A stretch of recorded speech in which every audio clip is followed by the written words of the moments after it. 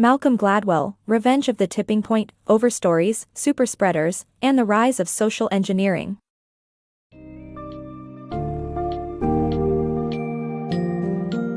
Prepare to embark on a fascinating exploration of social dynamics intertwined with criminality and public health in Malcolm Gladwell's Revenge of the Tipping Point, Overstories, Superspreaders, and the Rise of Social Engineering.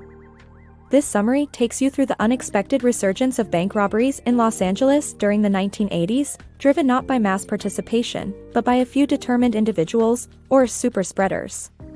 Transitioning from crime to healthcare and global pandemics, the narrative uncovers common threads of small area variation, the powerful influence of community narratives, and the critical role of superspreaders in the propagation of epidemics. Through vivid examples ranging from Vermont's medical practices to California's vaccination rates, and culminating in the spread of COVID-19, this book synopsis elucidates how social stories and individuals shape large-scale societal patterns, offering readers profound insights into the mechanics behind tipping points in society.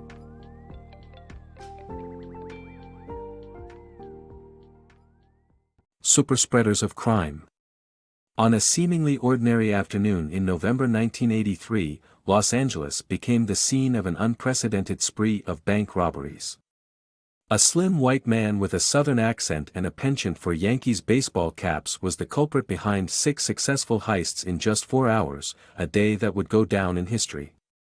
This man, dubbed the Yankee Bandit, epitomized a resurgence in an occupation once thought obsolete: bank robbing. Decades earlier, a sweeping study had confidently declared bank robbery a relic of the past, the equivalent of the Wild West's cattle rustlers. With fortified bank security and an arrest record that rivaled any other crime, robbing banks appeared to offer too little for too much risk. Yet, this assumption proved spectacularly wrong. By the 1980s, bank robberies had quintupled since the 1960s, with some years nearing 10,000 incidents reported by the FBI. At the heart of this crime wave was Los Angeles, where by the mid-1990s, the city hosted a staggering quarter of all bank heists in the United States. The evolution of these crimes also saw a shift in their execution. Where bank robbers like the Yankee Bandit once politely passed notes demanding cash, second-generation criminals upped the ante. They stormed into banks armed with assault rifles, bypassing tellers to raid backroom vaults containing high-value assets. This new wave of daring and dangerous heists proved far more rewarding and violent, as crews began netting millions rather than mere thousands. Robert Sheldon Brown, better known as Casper, stood out in this era of heightened criminal enterprise. Over 4 brief years, Casper pulled off 175 bank robberies, setting a new world record and inspiring many imitators. By 1992, Los Angeles banks were being robbed at an astonishing rate of once every 45 minutes during business hours. Bank robbery in Los Angeles became a form of social contagion, an epidemic driven not by the masses, but by an unusual few, individuals who repeatedly executed successful heists. In the lexicon of epidemiology, these audacious robbers like the Yankee Bandit and Casper were superspreaders, singular figures who ignited a citywide frenzy with their relentless pursuit of fortune through crime. Epidemics of Ideas. Epidemics are notoriously contagious, swiftly moving across cities and nations. With just a few flights, a virus originating in Wuhan can leap to Paris, New York, and beyond. But why didn't the bank robbing frenzy in Los Angeles spread similarly to other American cities? This mystery leads us to New England in the late 1960s when a U.S. government initiative enlisted John Wenberg to evaluate healthcare quality across Vermont. Wenberg anticipated finding healthcare expenses correlated with wealth, yet he uncovered something unexpected: large discrepancies without a discernible pattern. For instance, one Vermont district saw triple the appendectomies compared to a neighboring area, and in Stowe, 70% of children had their tonsils removed, unlike Waterbury, just 10 miles away, where the rate was only 20%. Wenberg dubbed this observation small area variation and discovered it across the United States. Early theories suggested patient preferences dictated these differences, but research indicates that doctors' decisions, rather than patient desires, play a more significant role. Astonishingly, where you reside, an area known for frequent appendix removal, overshadows financial status or insurance incentives in determining whether you undergo such surgeries. This isn't randomness, rather, hospital districts seem to form unique cultural identities, influencing the medical practices their doctors adopt. It's as if an unseen, contagious narrative directs these communities, impacting treatment decisions more than professional training or personal inclinations. Interestingly, this isn't merely a set of ideas but a story, an underlying narrative that communities craft about themselves and their identities. Understanding these stories is crucial as they illustrate how such variations originate and persist. Examining another instance of small area variation might shed more light on these intricate community-driven narratives. The power of overstories. California's public and private schools reveal an interesting trend. In most cases, students are fully vaccinated against diseases like measles, mumps, and rubella by the time they hit 7th grade. However, an anomaly exists in Waldorf schools, where vaccination rates are notably lower. This is not just about vaccine-skeptical parents intentionally choosing these schools. Anthropologist Elisa Sobo delves deeper and suggests that the Waldorf environment itself fosters vaccine hesitancy. In families with multiple kids at these schools, each child tends to receive fewer vaccinations, reflecting the influence of the school's philosophy. Waldorf schools weave a compelling overstory, an intricate blend of beliefs, fears, and desires that bind the community. Their promotional materials champion a unique approach. Children are taught to uncover answers themselves rather than being spoon-fed information, which simultaneously encourages a culture of questioning everything.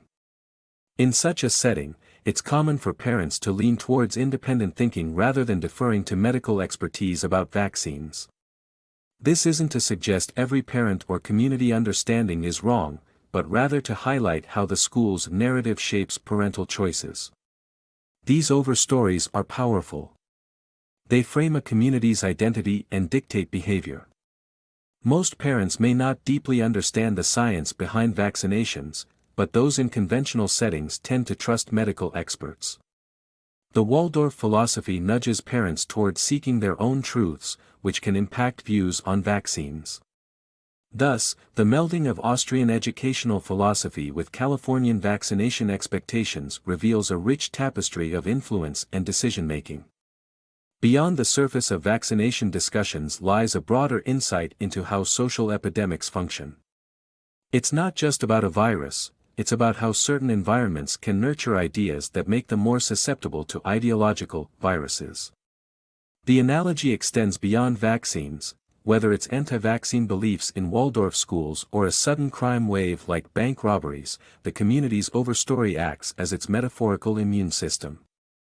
These overstories can make groups particularly receptive to certain ideas, indicating how deeply societal narratives can shape behaviors and perceptions. Breaking point. Imagine you're a student returning from Wuhan to the University of Massachusetts in January 2020. You breeze through the crowd at Logan Airport and blend into the masses, unaware of the unseen virus you carry. Yet, surprisingly, Boston dodges a public health crisis. The virus halts at this early stage, failing to move beyond a viral roadblock. By February, 120 distinct COVID strains are identified in Boston, but most fade quickly. Even the deadliest variants hit barriers that prevent them from reaching a critical tipping point, the threshold where a virus erupts into a widespread epidemic. Only one strain shatters this fragile truce. On February 26, 2020, a Biogen company retreat in Boston turns into ground zero for what becomes known as the Biogen strain. Employees from across the globe gather, exchange congratulations, and unknowingly share an invisible menace. As they return to their homelands, they carry more than just company memos, a mutated virus strain branded with the genetic marker C2416T. What follows is catastrophic. The Biogen strain leads to 300,000 infections, its genetic fingerprint marking the terrifying speed and extent of its reach across continents, from Australia to Sweden. Jacob Lemieux, an infectious disease expert, delves into the aftermath, discovering an unnerving reality: every one of these 300,000 cases traces back to a solitary, index case. This revelation raises profound questions. What makes this original carrier, dubbed Mr. or Mrs. Index, so unique?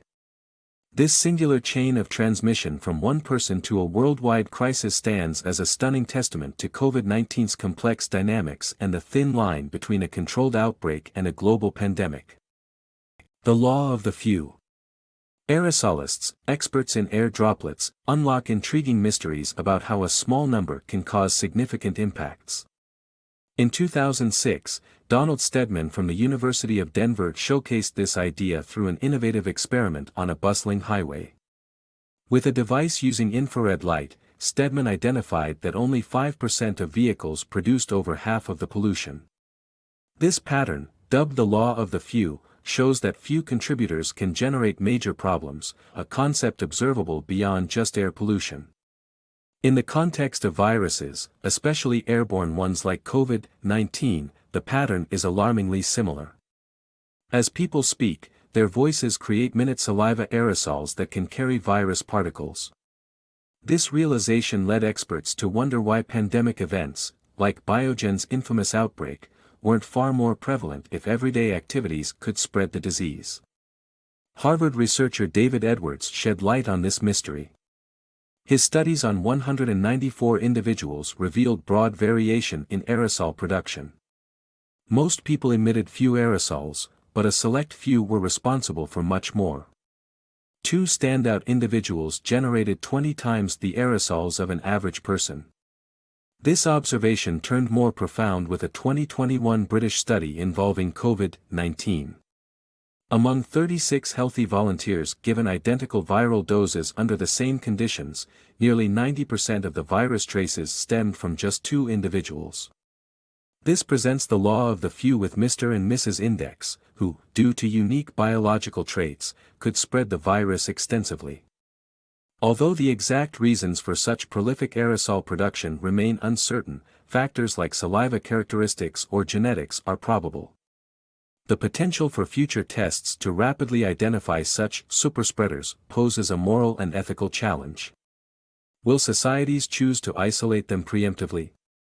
Such decisions may clash with the principles of liberal democracies, leaving a significant dilemma unresolved for the future.